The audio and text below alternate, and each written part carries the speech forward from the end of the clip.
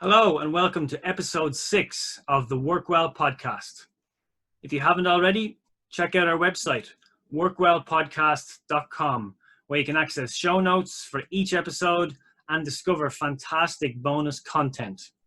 This podcast is brought to you with support from our partners, AJ Products and Irish Life Health. My guest on the show today is Shauna Moran. So Shauna is the founder of Operate Remote, where she helps remote and multi-location companies improve employee performance and engagement. Shauna is an accredited coach, consultant, and emotional intelligence practitioner. So many of us have been forced to adapt to a remote working environment very quickly. On this episode, I'm trying to find out from Shauna what individuals and employers can do to make remote working as efficient and productive as possible for everyone. Let's dive straight into my conversation with Shauna Moran. With Shauna Moran, hello and welcome to the Work Well podcast. Hi, Brian. Thanks for having me on. You're very welcome. So how are you? I'm grand. Yeah, doing well. Keeping busy. Obviously, things have been very busy in the remote working space right now. So it's been good, and the weather's been fantastic in Ireland right now, so that is putting a smile on everybody's face. Absolutely, yeah, the weather has been fantastic. So tell us about, as you mentioned, it's kind of it's a busy time to be in the remote working space. Tell us a little bit about your background and how did you find yourself in that space and then setting up your own business, Operate Remote?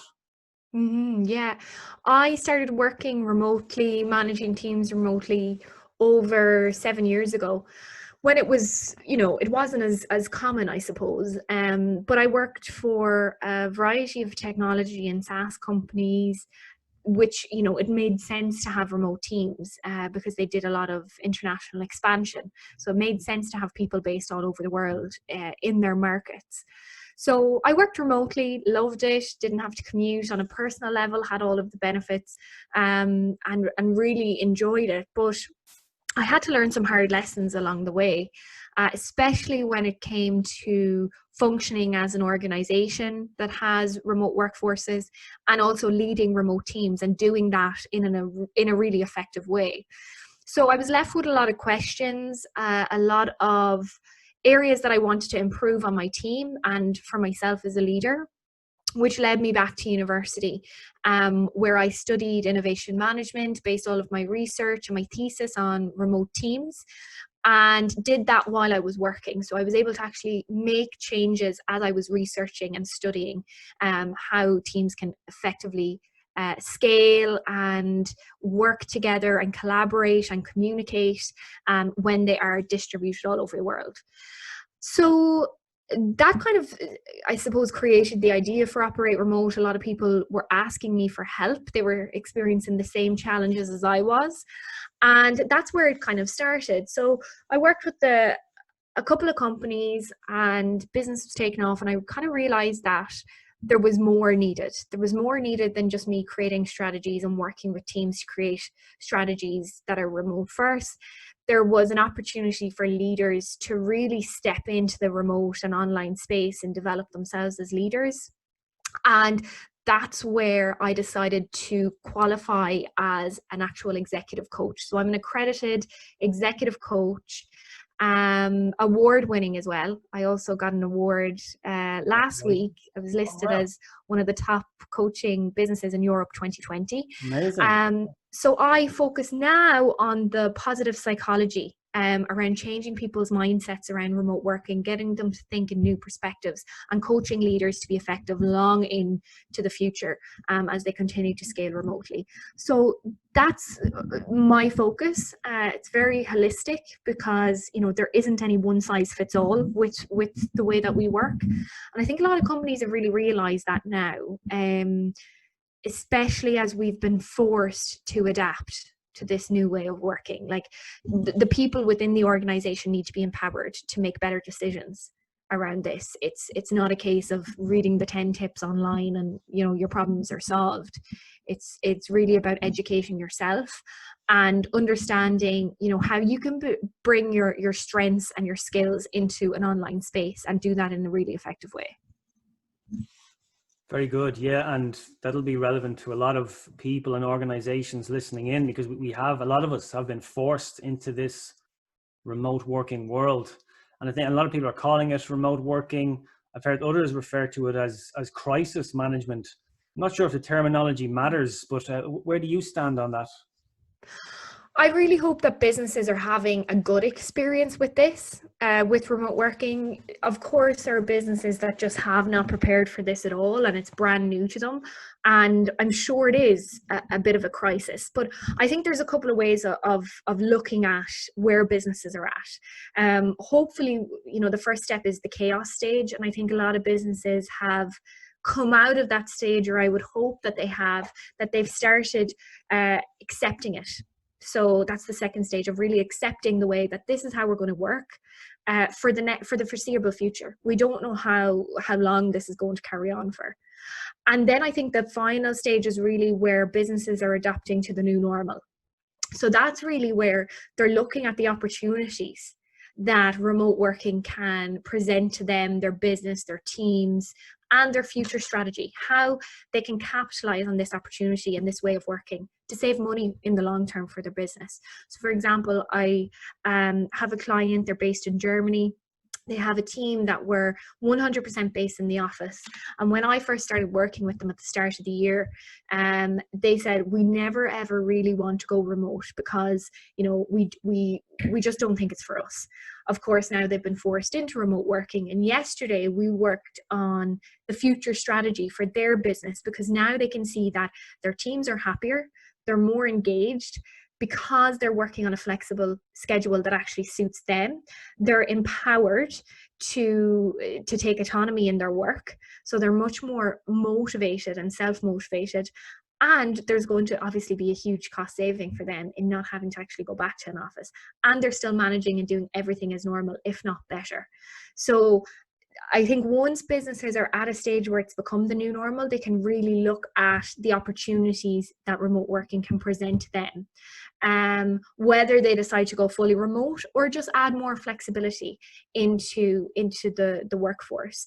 But I do think it's a great opportunity for business. But I would also say that if you are not having a great experience, it's not a normal remote working, a normal way of working at all. And the thing is, even existing remote teams have had to adapt and change. Because as you can imagine, as remote workers, and you probably know this, Brian, like we rely so heavily on external activities, and you know, whether that's the gym, co-working spaces, coffee shops, in order to be at our best, because we understand what we need. It's not just a case of we're staying at home and we're on lockdown when we're remote working. We're utilizing things around us and activities and people and places around us. So we've been forced to adapt. The other thing is, people have, you know, whether they have kids at home and they're homeschooling, or whether they have somebody else at home that, you know, they need to share the office space with. So there's a lot of things going on for a lot of people in the world right now. So it's definitely not a normal circumstance. And I think that needs to be called out. Very good. Yeah, it's certainly not normal. And those kind of steps or those stages you mentioned, I think the first one was acceptance. There's no choice but for organizations to accept this at the moment. For companies that maybe are still struggling with this, where should they be looking to now? What can they do to support their employees and support their business model at this moment? I would say if there are companies that are still in that chaos mode, really the most effective thing that you can do is get your leadership team together and start having conversations about the most common challenges that are present in the workforce right now. Maybe it's around communication, maybe it's around employee engagement, maybe it's just a case that your team aren't motivated. So, you know, depending on what the challenge is, depends on what you actually need to do. But I think there's a couple of things that companies should be doing if they're still in that chaos mode. Number one, and I think everybody has really got to to grips with it is the technology and the tools. So most companies now, most people are using Zoom. I've just set my mother up on a Zoom call with her friends before I got on this podcast. So I think she still doesn't know how to use it. So, but she's chatting away there. I can hear her. So I think most companies have the technology down.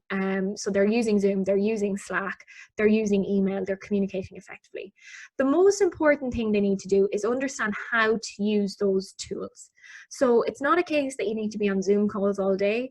It's not a case that you need to be communicating solely through Slack and written communication, but it's understanding what conversations you need to have with your team and what tool can make you have those conversations in the most meaningful and effective way. So for example, if you're having one-on-ones with your team, how are you having conversations on Zoom? How are you showing up to be a really great leader in that? And I think the most important thing is we use the likes of video cameras to actually see people, because of course we communicate so much with not just by what we say, that's how we least communicate, it's facial expression, it's body language, and it's tone of voice. So we need to be tapping into that as leaders and raising that awareness and that level of empathy, and raising our listening skills and learning how to listen on a deeper level to our team. So that's really important. But the kind of second big thing is, while there's a level of flexibility with remote working, companies really need to establish clear working agreements and policies for their team. It's not to go overboard, but it's just to make sure that you're still functioning effectively as a business. So looking at things like expectations, communication expectations, are there some core working hours that need to be put in place so that the team do have that time together online, whether that's a couple of hours a day or a certain day a week where you have team meetings, but looking at that working agreement to make sure that there is that framework and that structure for people to follow, because people still need structure. And then following on from structure, I think what companies need to understand, and leaders especially, is understanding that most people aren't at 100% productivity now. Most people have a lot of things going on outside of work. So how can organizations prioritize the most meaningful tasks and projects that they're working on right now, and communicate that to the team and help them prioritize their workload?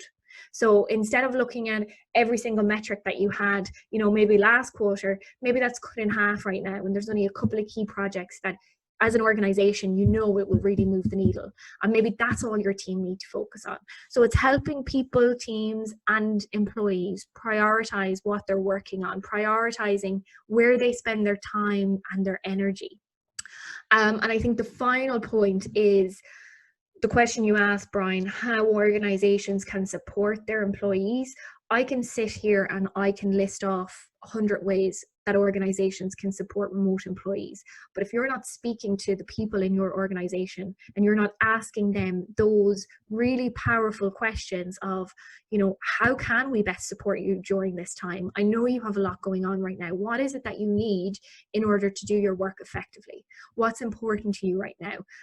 Asking those key questions and listening, and then bringing that to the leadership conversations that you're having will make sure that you're supporting them in a meaningful way, right? Because if it's not resonating with your team, it's not going to be effective. So start by asking the right questions. Okay, so great points there, and shining through all of them was the importance of that communication. Prioritizing tasks, whatever technology you're using, the policies, procedures, the framework, asking the right questions and listening. So all rooted in communication. So that's coming across as really key for me there. And you mentioned there the productivity. So I'm a big fan. I've been following before any of this kind of kicked off. There's this idea of ROWE, or results only work environments. And mainly in the States, I've seen some organizations adopting this kind of policy. In your experience in general, what kind of impact does remote working have on productivity? You mentioned some benefits earlier. Yes, remote working has a huge impact on productivity. I think the main thing is the focus with remote work is on output, not input. So really, when we prioritize, when we clearly understand what we want to achieve as an organization, as a team, what actually matters, and cut out all the noise, people can really create schedules for themselves where they input their hours and their time in a way that suits them, but the focus is on the output. So it's not to say that you need to spend 8 hours online every day from 9 to 5. It's about creating a schedule that you can create, I suppose, that's most meaningful to you, right? But the focus is on the end goal, which is the return of investment, the output of that work. So that's the first thing. But I think from my research and my years of working in this space, the thing is, remote workers are generally more productive than their office counterpoints. And there's a couple of reasons for that. The main reason being, I suppose, that remote workers find it hard to switch off. And I don't know if this will resonate with anybody listening. I know I've had tons of conversations around this, but when you work from home and you work primarily alone, it can be difficult to actually switch off that laptop. Because you're also getting a lot of deep work time. You're not being distracted by conversations, water cooler chats. You're working, at a time where you're most productive, and you're probably getting a hell of a lot of work done than you would if you were in the office. But a lot of remote workers don't see it that way. So you have that as one challenge, I suppose. And then the other thing is trying to set some boundaries around your working schedule as well. So if you're working across different time zones and you're trying to cater to people in different time zones, you're trying to communicate with them and get work done, it can lead to overwork. So it's balancing, okay, yes, I'm productive, but am I overworking? So it's trying to find that balance. And I think one of the most important things that anybody can do now is prioritize their well-being and limit screen time as much as possible. And what I always advise remote workers to do, especially when they start remote working, is to actually analyze the work that they're doing on a daily, weekly, monthly basis. So start actually writing it down, the tasks that you have done, what you have done, because not only are you checking in with yourself and holding yourself accountable to a certain standard, or holding yourself accountable to actually switching off at a certain time by looking at the amount of work you've actually done, you're also putting yourself in a position where you can be as transparent as possible around the work that you're doing. And I think the transparency in an organization, in a team, is really key. And one of the best ways I think a team can do that, and the easiest ways to do that, is again by open communication. So whether that's a daily stand-up in the morning, for some teams that works, or whether that's a weekly, monthly recap in Slack. It really depends, but it's to provide that level of transparency in terms of what we're actually working on, and how that aligns to the overall goal or to the output that we're focused on. So yes, to sum it all up, yes, remote workers tend to be more productive. That's what the research shows. But I would say caution, look at that, and leaders to kind of take stock of how much your team are actually working. Like, are they overworking? Are they getting that switch off time? Because it can be tough right now, because work can be a great distraction. Yeah, absolutely. So a role there for the employer, if you like, to kind of keep an eye on that, but then also for the individual to manage their own time and kind of set those boundaries that you mentioned. So any other advice then for the individual? What can the individual do, in particular an individual now who's not accustomed to remote working? Is there anything they can do to almost psychologically prepare or adjust to their new remote working environment? Yeah, I suppose, Brian, it's going to be different for everyone, depending on their situation, who's at home, what they're trying to juggle. But I think the main thing that you can do is psychologically is tap into yourself and start generating some self-awareness, giving yourself time to ask yourself, how am I doing? What do I need today? What went well today in work? What maybe didn't go so well? Maybe it's a case that, you did overwork, or you did start too early and you didn't have your morning routine. Or maybe it's a case that, you couldn't get motivated because you've been sitting at your kitchen table and there's been so many other things going around. So I think it's just getting really clear on checking in with yourself, and if things aren't working, change it. Mm-hmm. And if things are working, double down on it. And I think we're all having to adapt very, very quickly and change things on a consistent basis if it's not working. So for example, I had a conversation with a remote worker who's actually a teacher last week, and she said to me, "Oh, how do you do this remote working stuff? It's really hard, I can't concentrate." And I said, "Okay, well, what is working?" And she said, "Okay, well, I suppose when it's just me and I don't have any distractions, I'm really focused and time goes really quick and I happen to get a lot done." I said, "Well, what isn't working?" "Well, probably the distractions because I'm sitting at the kitchen table." Mm-hmm. I said, "Okay, well, what can you do to change that?" "Well, I suppose I could set up a desk in the spare room." And that sounds so simple, but Mm-hmm. people don't think like that because they don't have the experience around remote working. So setting that desk up in the spare room and going there to get focused work done has made a huge impact on her productivity. So she's spending actually less time at the computer because she's getting more focused work done rather than doing a bit and getting distracted. So it's what are the little things that you can do that will have an impact on how you work.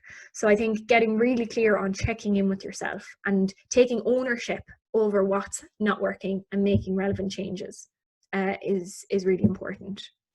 Okay, yeah, great. So if possible, I suppose for anyone listening in, if you can if you have a space that you can set up a dedicated working area, ideally away from the bedroom, away from the kitchen.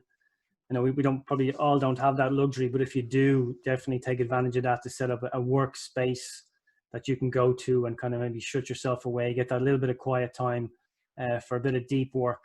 So that's really important. And I imagine the routine, and setting an actual routine is incredibly important as well. You mentioned the morning routine, sticking to that, taking time for lunch, taking time for a break. We're entitled to that bit of exercise. You're one a day. Get outside if the weather is nice and try and enjoy that. Take a break from your working day, and of course then your dinner and your other activities throughout the day. Have a definite end to your working day, I would say, is important as well. Absolutely, Brian, and creating some boundaries around that. So whether that's leaving the phone in the office after you finished your working day, if you can find an accountability partner, even better, whether it's somebody at home or somebody even online that you work with, that you hold each other accountable to switching off at a certain time, and you pull each other up if you see them on Slack or on email after a certain time.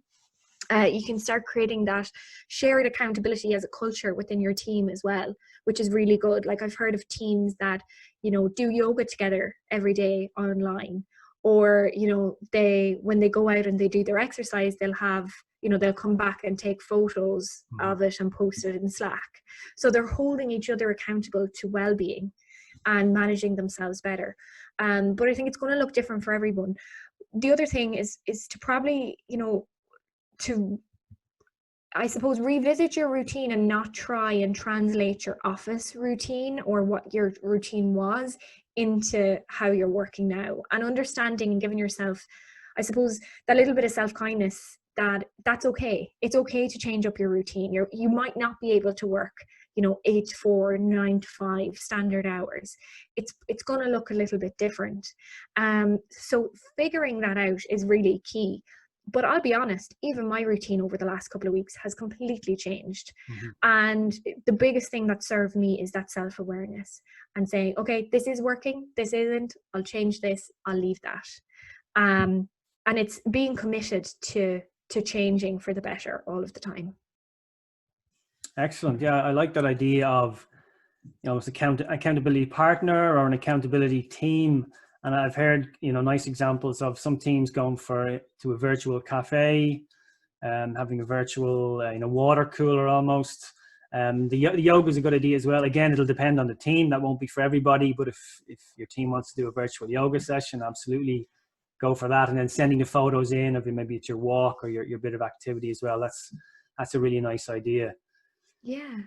This is probably it might be an unfair question, but a lot of people that I'm speaking with at the moment, and myself included, now are trying to balance maybe, working life with the children at home as well. I imagine, kind of managing that isn't part of your standard remote working handbook. Is there any tips out there for the parents out there that are kind of trying to juggle a bit of everything at the moment? What's interesting, Brian, is that a lot of companies now that are remote first, that have been remote first, do embrace that side of work-life balance. And, you'll hear and you'll probably see a lot of companies, some that come to mind is the likes of HubSpot, the likes of Webflow, some of the bigger SaaS companies that are remote first. They really embrace the fact that people come to work with, I suppose it's not just a work hat that you put on. Like, we have other responsibilities. We're managing other things. We're managing our kids. So a lot of those companies will provide flexibility, especially to parents, around that and managing that. Of course, it is challenging now because our kids are on lockdown with us. So, there's no creche, there's no babysitter, there's no kind of getting away from that. I think a lot of companies have been really great and flexible for parents. Webflow, one of my clients that I work with, they've provided 2 days a week for parents for flexibility. So, they've provided a more flexible structure because they know the demands of being a parent and trying to manage your work from the same place, and not having any external support. So companies need to be tuned into that and find ways that they can support their employees who are parents. Another great example I've seen from Shopify is, what they do is they leverage people on the team and their knowledge to entertain kids throughout the day. So, for example, there was, I believe, someone who had an art degree or was really artistic, and they did an online Zoom call with all of their kids on drawing something and getting the color in pencils and pens out, and they all did it together as kids online with the parents, and it was a great way to embrace the fact that, look, it's not like it was 10-15 years ago where you come to work and you've one personality. Like, we've been given a great opportunity now to see inside people's homes and see all of the things that goes on in their lives. And I actually think it's a really great opportunity for teams to come even closer together and for organizations to really get to know their employees more and support them more. Because when you do that, you'll engage people, you'll retain them for the long term because they feel supported and they feel understood and they can come to work as themselves, which is really important.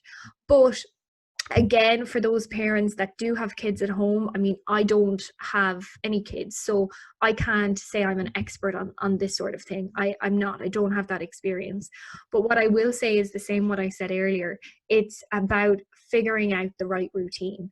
And the clients that I've worked with that do have kids, they've completely restructured their schedule based on that. So I know an owner of a business, he's only working 4 hours a day, because that's what makes sense. So he spends, the morning to lunchtime with his kids, doing activities, bringing them for walks, spending time with them. And then, in the afternoon, while they're with their mom or having dinner or whatever, he actually gets his 4 hours in, or if he can get 2 hours and 2 hours when they go to bed at night. So, and it's working well for him because he's prioritized his workload and he's not putting that pressure on himself to maybe work to the level he was at. But he said he actually feels better for it now, so it's figuring out, when can you get that quiet time. I think if you do have somebody else at home, whether it's a partner, whether it's a family member, it's sitting down and going through those schedules and routines together. Mm-hmm. And figuring out what can work. And if you are an employee, it's speaking to your leader, your manager, your organization, helping them to clarify your priorities and figure out a routine that can actually work for both parties, and having that open communication. But I do think it's a great opportunity for everybody, whether it's your dog or your cat is in the background. I mean, there's been some funny conversations online now, but or people getting to meet each other's kids online, right? We're bringing that human approach to the way that we show up at work, and I just absolutely think it's incredible for, that this time has come. Yeah, I think you're absolutely right there. And I've actually spoken about this already on the podcast. We're seeing, I've certainly had calls where people's children's, my own daughter's appeared on a couple of Zoom calls already, sometimes invited, sometimes not, people's pets are being included. But I think, employers and employees are just being a lot more flexible around this. It's challenging for everybody, and, we can all kind of laugh about it a little bit. It's great to see most employers are being incredibly flexible around this. It's challenging for a lot of the parents. A lot of the parents I'm speaking with, maybe they're kind of almost doing split shifts. I'm hearing like there's one parent is doing the 7 a.m. to 2 p.m. work-wise, then taking over minding the children, and then the other parent is doing the 2 to 9 p.m. shift. And that seems to be working for them. It feels like it's very, very long days. It sounds quite tiring. But I mean, if that's working, that's the way to do it. But I think you're right. Again, have those conversations with employers, with your leaders, and if you can, bring the children into those Zoom calls, and don't be afraid to do it. We're kind of all in the same boat. Yeah, and Brian, I've heard and seen some really great posts on LinkedIn and social media around educating your kids around work time in the office as well. There was one that particularly made me laugh was a mum who had a meeting. She put up a sign on the door to say, I'm in a Zoom call. These will be your most frequently asked questions. You can have this and this for a snack, and no, you can't go into the sweet press.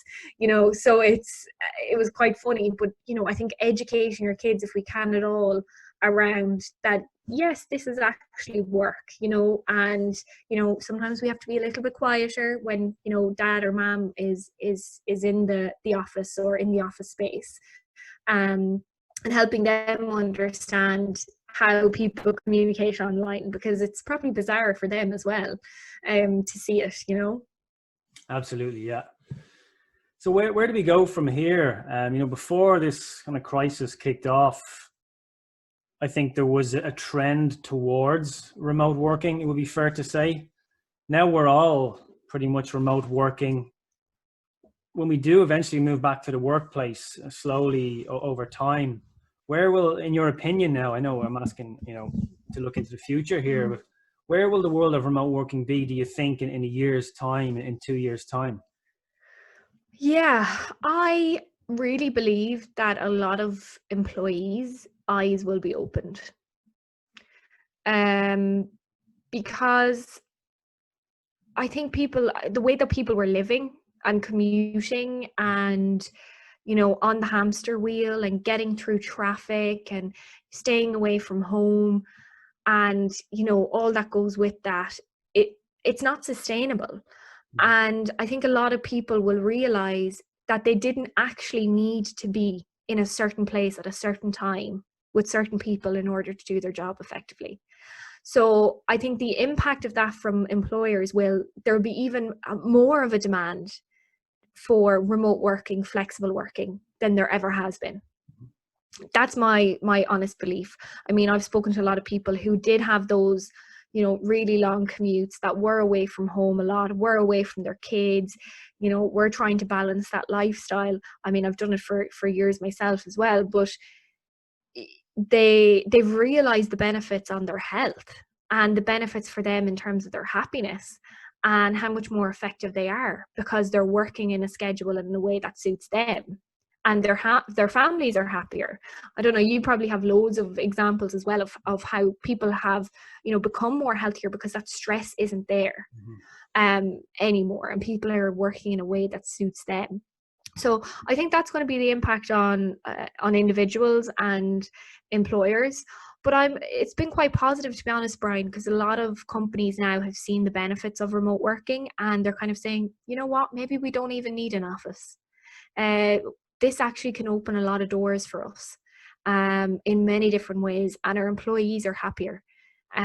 So how can we make this work well into the future? But then I think you will also have the businesses that are, have just been and will continue to be in chaos mode, unfortunately. which I hate to see, but some businesses will be, and I think they'll probably say we are never remote working ever again. But I think they'll shut themselves off from a lot of great people, opportunities, if they do that. So it can go a couple of ways. Very good. Yeah, I think, from my own opinion, I think it certainly has. It will accelerate the trend to a certain amount. But yeah, you make some good points there. And one that I've just, of course, realized is one thing I haven't noticed anybody saying during this period is, that how much they miss their commute or anything like that. So there are certain, there's lots of positives to come out of this, and more time for exercise as well is definitely one of those. Oh yeah, it's brilliant. The amount of time that you get back to focus on, and that's what I would say to people is, make sure that you're leveraging this as an opportunity for yourself, to use time to work on different projects or exercise or the things that maybe you didn't get a chance to do because you were commuting. So use that commute time in a way now. Don't just work through that commute time. Use that commute time in a way that's really meaningful to you. Is important. That is a great piece of advice there. Your days might feel longer with less of a commute, but don't, just fill that time with work. Use it, do something positive, something constructive in there, be it exercise or learning a new skill. Yeah. Shauna, listen, you've been so generous with your time. Where can people go to find out more about you and about Operate Remote? Yeah, no, look, Brian, thanks so much for having me on. Great podcast, and I absolutely loved chatting with you today. If anybody wants to find out more about Operate Remote, or if there are any businesses that are in chaos mode, or in a mode where they're trying to figure out what the future looks like for them in terms of remote working strategy, I'm always happy to have a chat and share insights. People could email me on info@operateremote.com, or check out the website. There's tons of content there at www.operateremote.com. Shauna, thanks so much. Stay safe, and we'll chat to you again soon. Thanks, Brian. Take care.